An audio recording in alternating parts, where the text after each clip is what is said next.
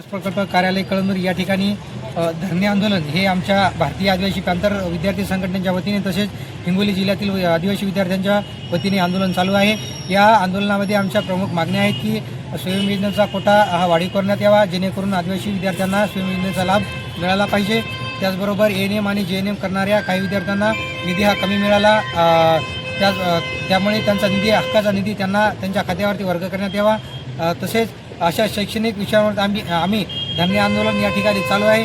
जोपर्यंत आम्हाला या आदिवासी विकास विभागाकडून पत्र लेखी स्वरूपामध्ये येणार नाही की आमच्या मागण्या किती दिवसामध्ये पूर्ण करणार आहेत, तोपर्यंत आम्ही या ठिकाणाहून उठणार नाहीत।